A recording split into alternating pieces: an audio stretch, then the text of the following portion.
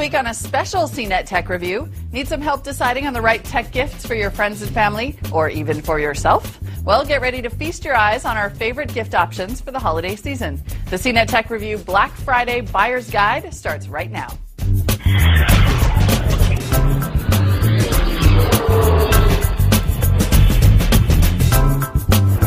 Hi everyone, I'm Molly Wood, and welcome to the CNET Tech Review, where we collect our hottest videos of the week and tell you what's good and what's bad in the world of tech, and offer some unique tech wisdom in the form of the bottom line. At least that's what we usually do on the Tech Review. But this is our Black Friday special, so it's all good all the time. This week we're wrapping up our top picks from the CNET Holiday Gift Guide and showing them off under the product spotlight. So let's get right to it. On with the good. Our first product spotlight showcases what happens to be the most expensive item on our list. 3D TV was a hot topic this year, but not everyone is sold on the concept just yet. That didn't stop Panasonic's 3D Viera line from topping our year-end TV list, though. Here's David Katzmeyer to tell you all about it. Hi, I'm David Katzmeyer from CNET.com, and this is the Panasonic TCP VT20/25 series. This is our holiday pick as the top overall TV for 2010.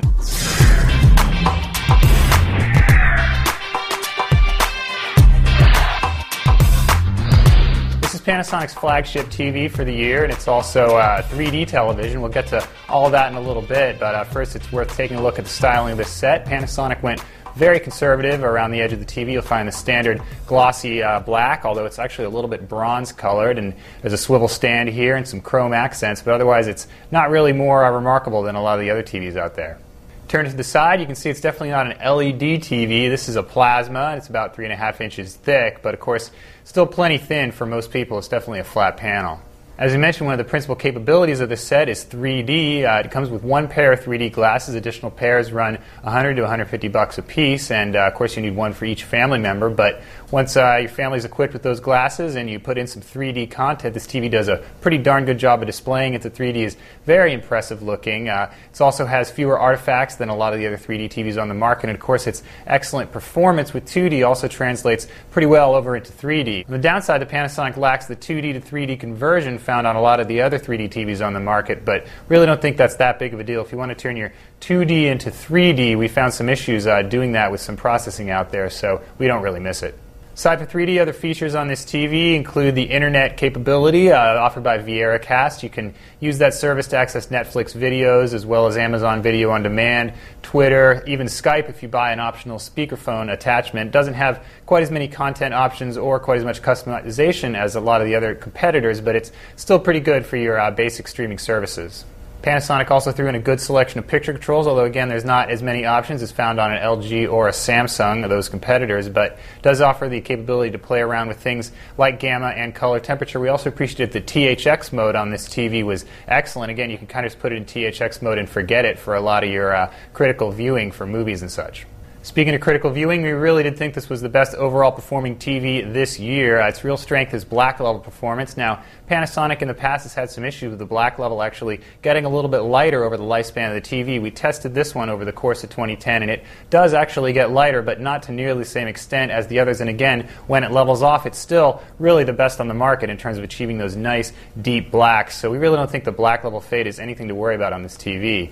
THX mode does offer excellent color accuracy. You get great skin tones and excellent primary and secondary colors.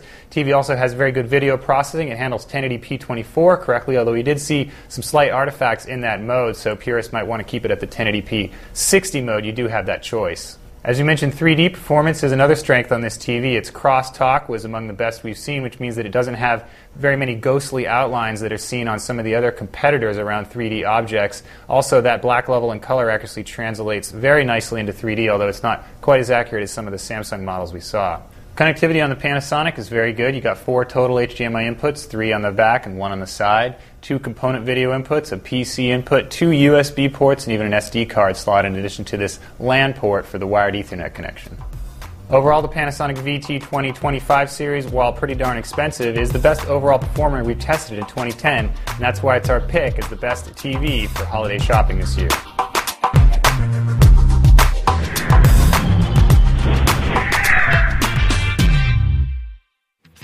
Maybe it's best to just think of 3D as an added bonus rather than the main reason to buy a new TV.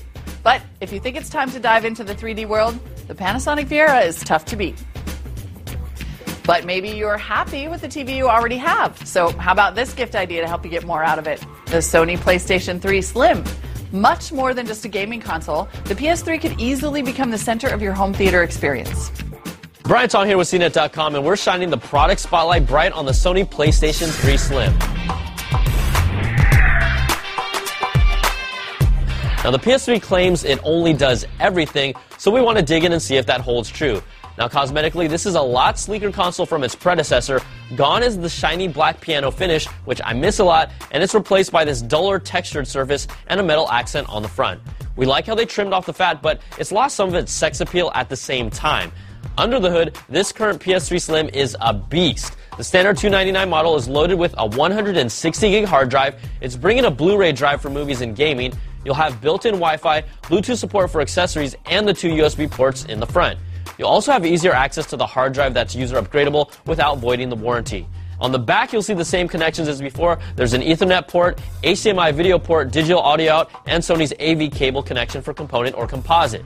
Now, the PS3 flexes its technical muscle with exclusive titles like the action-adventure treasure-hunting exploits of Nathan Drake in Uncharted 2 or the over-the-top blood-soaked battles in God of War 3. Playing online games through the PlayStation Network is absolutely free, and that's a price that you can't beat.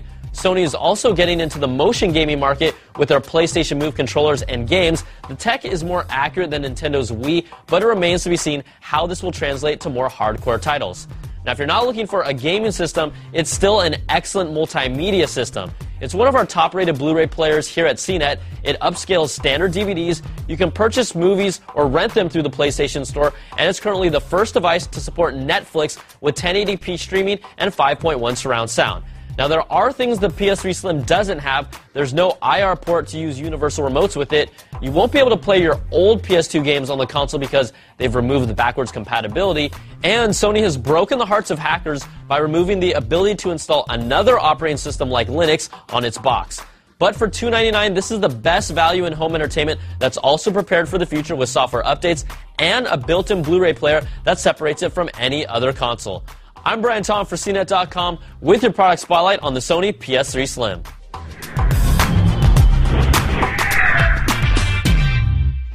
Blu-ray, Netflix, movie rentals, and tons of gaming titles? The only reason you need to get off the couch is for PlayStation Move games. Or maybe to go for a walk once in a while. All right, the PS3 wasn't the only one of our top picks that slimmed down this year. The new streamlined 11-inch Apple MacBook Air blurs the line between laptop and netbook, and it looks good doing it too. I'm Dan Ackerman, and as Apple's new 11-inch MacBook Air is one of the snazziest, most popular laptops of the holiday season, we're going to shine it under the harsh glare of the product spotlight.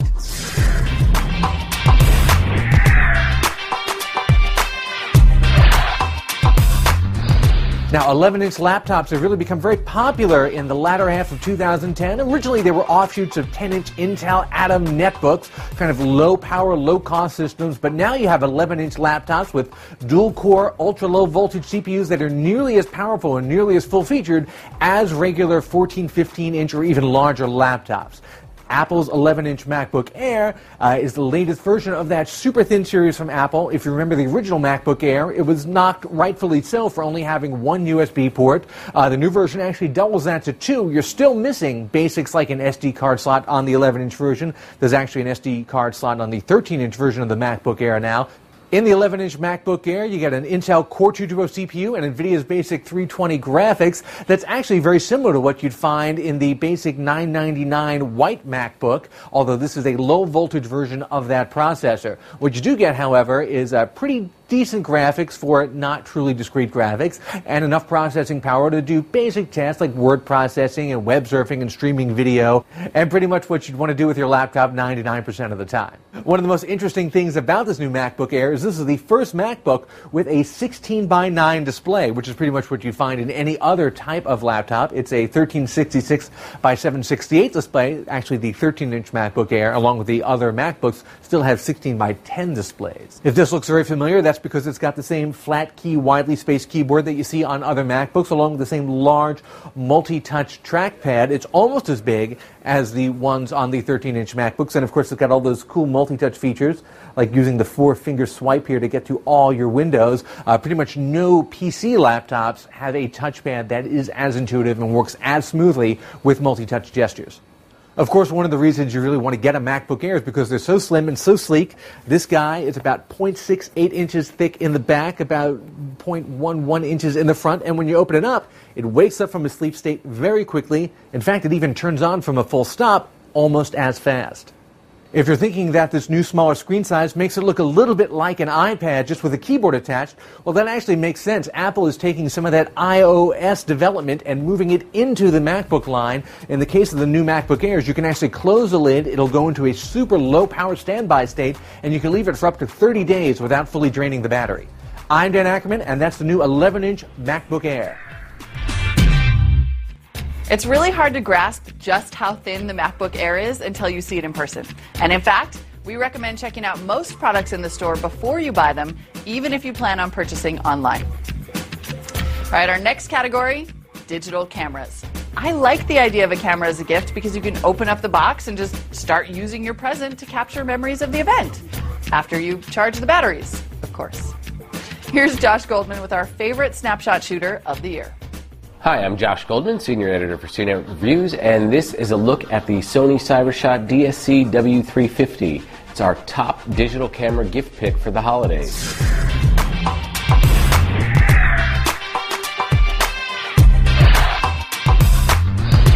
While there are certainly a lot of cameras we could have gone with, we think the W350 strikes an excellent balance of design, features, shooting performance, and photo quality for its price. This 14-megapixel ultra-compact features a nice 26mm equivalent wide-angle f2.7 lens, 4x zoom with optical image stabilization, and a bright 2.7-inch LCD, all packed into a body that's no bigger than a deck of cards. And it's available in 4 colors: silver, black, blue, and pink. The W350's controls and shooting options are basic and uncomplicated. On top is the power button and shutter release, with the rest of the controls here on back. Everything's pretty straightforward, so just about anyone can start shooting with it right out of the box. A switch here on the right lets you choose your shooting modes. For still photos, there's Sony's reliable intelligent auto, program auto for those that want a little more control, and several scene modes, including one tuned for use underwater with an optional housing. There's an easy mode too that locks down all but a couple settings and enlarges on-screen text, making it perfect for newbies. If you like to take panoramas, the W350 makes it easy with a sweep panorama. Just press the shutter release and sweep the camera, and the W350 will create a panorama shot in the camera. Of course, there's a movie mode on the camera too that can record at 720p HD quality, and you have use of the optical zoom lens while recording. There's even software embedded in the camera's memory that helps you share your photos and videos online when the camera's connected to a computer. Photo quality overall is very good, up to ISO 400, but photos were usable even at ISO 800 and to some degree ISO 1600. So this camera is able to take decent photos in less than ideal lighting. And while its shooting performance can be a bit slow shot to shot, it has a low shutter lag, so you'll have a better chance of actually getting the shot you want. Being so small, its rechargeable battery is tiny and doesn't last long, so you might want to pick up an extra battery. Plus, no memory cards are included, but it does take both Sony's Memory Stick Pro Duo cards as well as more standard SD cards. All of this adds up to make the W350 a great pick for a pocket camera.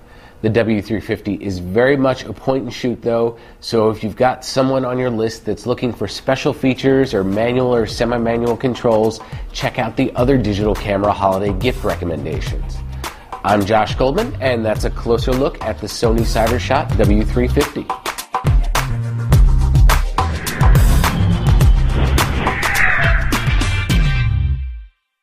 Now, this camera is available in other colors than pink, but personally, I say go for it. So cute. All right, still haven't found what you're looking for?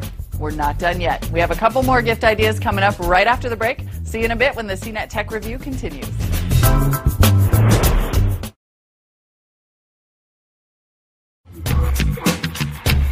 Welcome back to the CNET Tech Review, our weekly video digest of all things good and bad we've seen here at CNET TV, and this week, our holiday tech buying guide. Continuing on in the good, these days, tablets are e-readers and e-readers are tablets, but Amazon's Kindle is holding firm. It's for books. Here's why we still like that. The Kindle is the e-reader that launched the category, but will it get buried in an avalanche of tablets?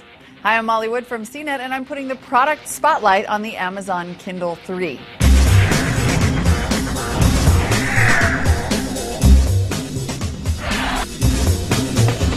These days, the Kindle is starting to feel like the last man standing in the e-reader department. Barnes & Noble revamped its Nook to add a color LCD screen, newspaper and magazine subscriptions, and the Android operating system.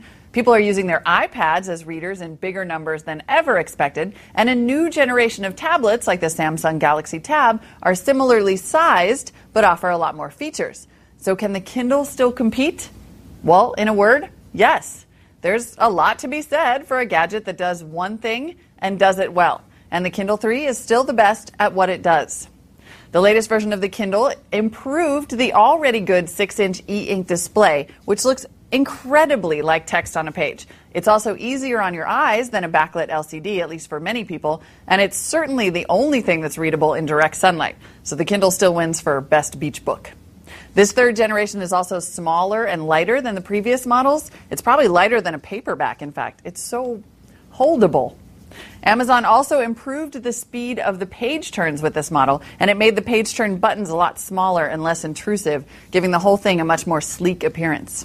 The Kindle 3 also has a better browser, although it's still rudimentary at best. It has Wikipedia access and a new built-in PDF reader that supports password-protected PDFs. And Amazon has added the ability to share books if the publisher will allow it. You can lend someone a book from your shelf for up to 14 days. Now, that was a big feature on the Nook, and it's a great thing for the Kindle to have.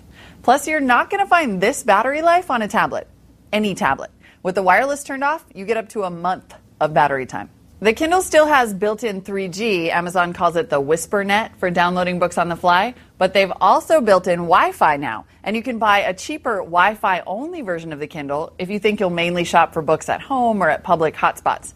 Now, the Wi-Fi only model is nice because Wi-Fi is often faster than cellular access, but also because that model is extremely affordable. It's just $140, and the Wi-Fi plus 3G model is $190. Those are good prices, but as the e-reader wars keep on raging, you can expect even those to get lower over time. And Amazon's book selection, still the best in the game. There are almost 700,000 titles available. And even though you'll still find some books that are dead tree only, almost all the new books and bestsellers are right there in the Kindle store. And your purchases are portable because Amazon has made the Kindle software available on almost every other platform. You can download it for free on Android, iOS, BlackBerry, Windows Phone 7, and on and on and on. Now, you could argue that the standalone e-reader is a dying breed, but we think there's still a place for a single-purpose device like the Kindle as long as it's affordable, portable, and flexible. And the Kindle 3 still pretty much meets all those requirements if you're a digital-era bookworm. To read our full review of the Amazon Kindle 3, go to CNET.com and search for Kindle. For CNET.com, I'm Molly Wood. And let's be honest, $140 for a Wi-Fi only Kindle is a very doable gift idea. But if you're the type to splurge and you want a more do-it-all experience, well, there's still that old standby, the iPad. If there's one new tech product that defined our year, it's this, the Apple iPad. I'm Donald Bell, here to shine the product spotlight on this game-changing tablet.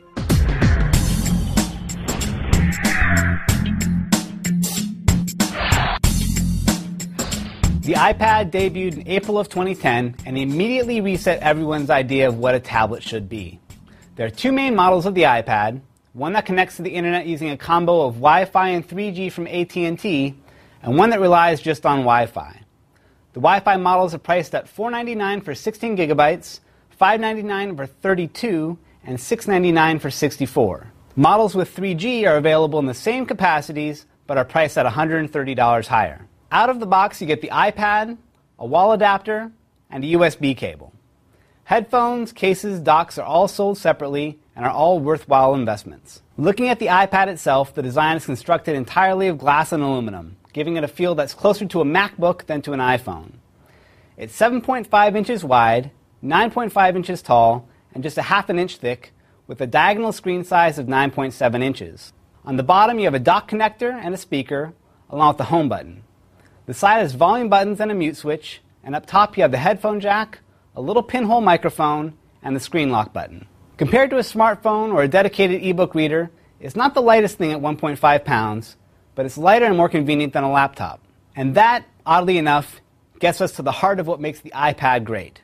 It holds its own between the smartphone and a laptop without making you think, why am I bothering with this when I could just be using a smartphone or a laptop? It sounds obvious, but it's something that the competition hasn't been able to reproduce.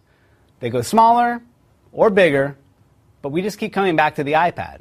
So getting past the design, what's the iPad actually good for? Starting with the stock apps, you get email, a web browser, YouTube, maps, videos, music, calendar, notes, contacts, and photos, all of which have been optimized for the iPad's large screen. You'll find similar apps on competing products, but you won't find these. Here you have links to the iTunes Store and the iOS App Store. In a way, you can boil down the success of the iPhone, the iPad, and the iPod Touch to these two killer apps. With iTunes, you get direct access to the world's largest and most popular digital music store, along with movies and TV shows that you can either buy or rent, and a great selection of podcasts, audiobooks, and free educational content. All of this content downloads directly to your device with no need to connect to a computer. More importantly, you have the App Store, which gives you access to hundreds of thousands of third-party applications and games that can mold the iPad into tons of different uses. If you want to use the iPad as an ebook reader, you can download Apple's own iBooks app, or the Amazon Kindle reader, the Barnes & Noble Nook reader, or even an app for comic books. And that's just one example, but Apple really does have an app for just about every interest, and that's a big part of the iPad's appeal. Now, there have been a few changes to the iPad since we first showed it off in April of 2010. After the update to iOS 4.2, the iPad now shares most of the features found on the iPhone 4, including folders, multitasking, TV show rentals, printer support, and a new wireless streaming feature called AirPlay.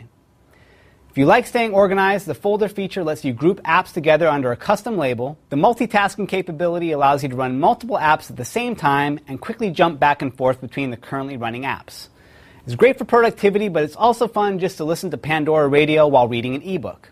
TV show rentals, which came to the iPhone and the iPod Touch in September, are now finally on the iPad, offering tons of popular shows for as little as 99 cents per episode.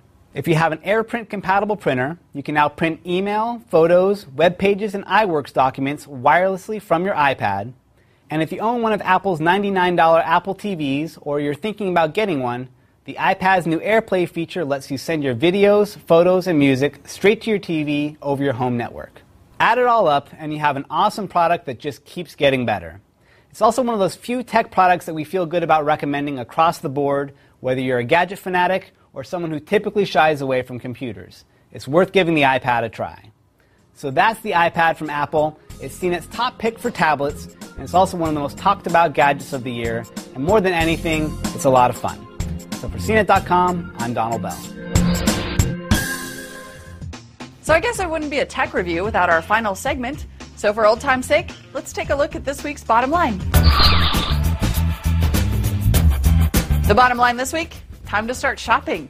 But before you run out the door, don't forget to check out the CNET Holiday Gift Guide at holiday.cnet.com. While you're there, you can find more gift ideas in a dozen different categories, or use the gift finder to narrow down the choices to just the right one.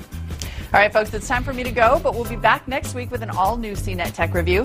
And until then, there are tons of great videos available every day at cnettv.com. Thank you for watching, and happy shopping.